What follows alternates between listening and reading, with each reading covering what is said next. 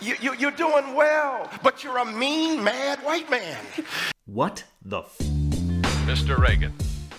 All right, I've never done a reaction video before, but I'm going to sit here and watch this segment and react to it. Let's assume for a moment that I've benefited from my white privilege.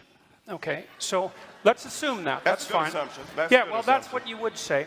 This is the moment that Michael Dyson lost his mind. So let's say, here, let's get precise about this, okay? Jordan Peterson said something that was a bit dismissive, right? Well, you would say that.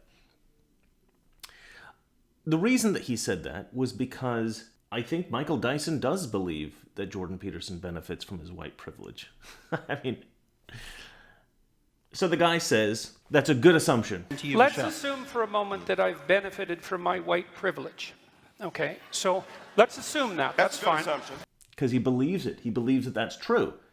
So Jordan Peterson, recognizing that he's dealing with a leftist, recognizing that he's dealing with somebody with these views, says, well, yeah, I mean, of course, that's what you would say. That's what you would say. Right, Jordan Peterson's trying to give his perspective on this idea, on this issue. Michael Dyson interrupts him, right? He interjects. He said, that's a good assumption. Now, he knows that Jordan Peterson probably doesn't believe in white privilege in the same way he does. So this interjection is sort of an affirmation that that's a good thing to say because it's true, right? That's what he's really saying. What he's really saying is, I believe that's true. I want to put that out there. I want to interject. Just to get this little idea in there that I agree with this. Jordan Peterson recognizes him. He doesn't say, look, don't interject, don't interrupt me. He just says, yeah, well, okay, fine, that's what you would say. Sort of suggesting there's no real reason for you to interject here. Everybody knows that you think white privilege is a thing.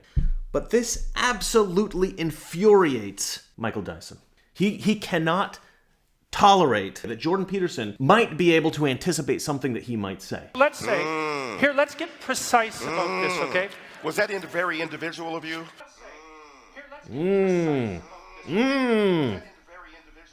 Was that very individual of you? That's code for, that was racist. You're a racist. I mean, this is the kind of oversensitivity that we on the right find so infuriating. Why can't we anticipate something that you say? Why can't we know, generally what your mindset is and disagree with it without being racist? Why does everything have to be... Anyway, whatever. Get precise. To what degree is my present level of attainment or achievement a consequence of my white privilege? And I don't mean sort of. I mean, do you mean 5%? Do you mean 15%? Do you mean 25%? Do you mean 75%? And what do you propose I do about it? They're good questions. They're excellent questions to get to the heart of what these people are talking about over here. The pro-political correctness crowd. What do you think the solution is for all this injustice, all this stuff that you're talking about? What do you think the solution is for that? It's a great question from Jordan Peterson. What is your end game? Now, let's get precise about one other thing, okay? We'll get precise about one other thing. I think this pissed him off as well. Precise. He does look a little bit mean. I love how mean he looks in that thing. Basically, this is an expression that says, I'm very serious about this point. And some people look mean when they're serious. Jordan Peterson, right? This is what I'm saying to you. Why the rage, bruh? You're doing well, but you're a mean, mad white man. And you're going to get us right. But you're a mean, mad white man. And you're going to get us right. And there it is. I have never seen so much wine and snowflaking. There's enough wine in here to start a vineyard. Okay, so in part, I do think that he's trying to be a little bit hyperbolic. Okay, I mean, he's making puns. He's trying to make the audience laugh. This is a tactic in debate that's often employed when you're losing, right? When you're frustrated, you don't know what point to make next. And throughout this entire debate, Michael Dyson and the woman, Michelle Goldberg, they're shooting from this idea to that idea to... He must lay out 10 to 20 ideas every time he expresses himself. Throwing this idea out, this idea out, this idea. It makes it almost impossible to debate him. It's an unwinnable position, and they know that. They just keep making all these other points to kind of distract from the reality that shutting down political discourse is is a bad idea. What Jordan Peterson and Stephen Fry tend to do is they'll respond to one thing, or they'll maybe respond to two things. The fact that you ask it in the way you did, dismissive, pseudoscientific, non-empirical, and without justification. It's funny because he sits there and he says that Jordan Peterson is being dismissive and he's this angry white man and he's all these horrible things. But then he just goes through this enormous list of ad hominem attacks, like just, attack. So I don't think Jordan Peterson is suffering from anything except an exaggerated sense of entitlement and resentment, and his own privilege is invisible to him, and it's manifest with lethal intensity and ferocity right here on stage. I mean, the reality is, Michael Dyson is an angry black man. I'm sorry, that's what he is. He's a black man who happens to be angry at this moment, and he's expressing that anger by calling Jordan Peterson an angry white man. Jordan Peterson did not once attack this guy's integrity or anything like that. I think Stephen Fry did toward the end. He kind of talked about his rhetorical style as like that of a snake oil salesman, and I 100% agree with that.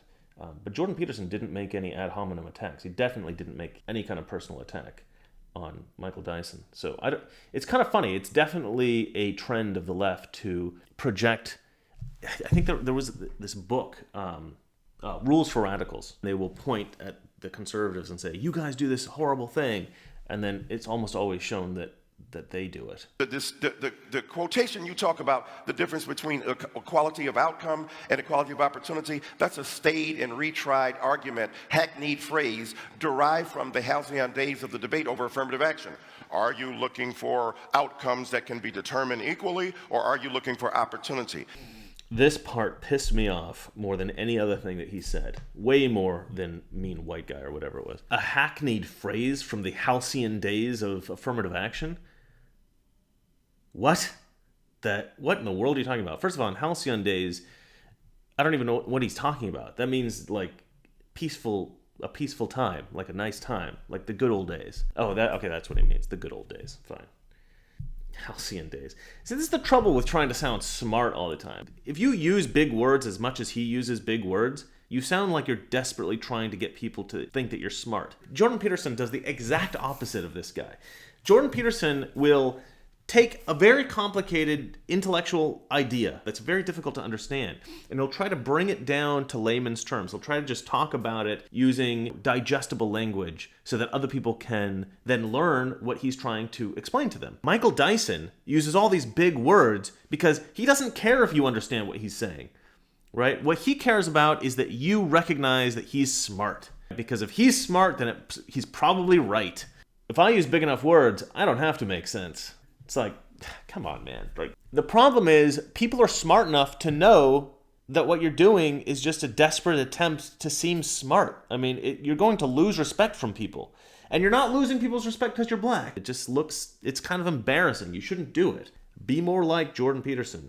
And with regards to my privilege or lack thereof, I mean, I'm not making the case that I haven't had advantages in my life and disadvantages in my life like most people. You don't know anything about my background or where I came from, and it doesn't matter to you because fundamentally I'm a mean white man. That's a hell of a thing to say in a debate. He should have been much more aggressive, I think. Good topic next. The mean mad white comment was not predicated upon my historical excavation of your past. It's based upon the evident vitriol with which you speak and the denial of a sense of equanimity among combatants in an argument. So I'm saying again, you're a mean mad white man and the viciousness is evident. Okay. Now, you can hear the crowd booing because there is absolutely no viciousness. There is absolutely no viciousness in Jordan Peterson's tone, in his demeanor, the way he's spoken to these people. There was a kind of a viciousness when he said, let's be very precise. Let's be precise. I don't know, it just doesn't seem like a really mean thing to say. Let's be precise. Michael Dyson, he just doesn't have the intellectual capacity to compete against Jordan Peterson at this level. This happens a lot on the left, where they will have all these preconceptions of what the right thinks. They won't have any idea about what people on the right actually think. And I don't even think Jordan Peterson's that far right. And so when they're struck with intellectual arguments that they've never heard before, they don't know how to respond. So they respond in this incredibly vitriolic way. You know, you're a racist, you're a bad person. Well, we're not really bad people. You just lost the argument. That's what happened. In a way, I feel bad for him because I feel like he's just, I don't think he's ruined his career, but he's definitely made himself famous as a bit of a jerk. The great thing about this video, just like a lot of other Jordan Peterson's videos, this thing's going to red pill a lot of people. I think a lot of people are going to watch this and be like, okay, the left is... I don't necessarily think Michael Dyson is a horrible person. Probably in person, we'd probably get along actually reasonably well. But I do think he's a racist. So, yeah. Anyway, that's it for me. If you like this video, hit like. If you want to see more videos like this, please subscribe. And if you hate me, I'm sorry, I can't help being beautiful. Good night. We have so many people who can't see a fat man standing beside a thin one without coming to the conclusion the fat man got that way by taking advantage of the thin one. The trouble with our liberal friends is not that they're ignorant. It's just that they know so much that isn't so. Now,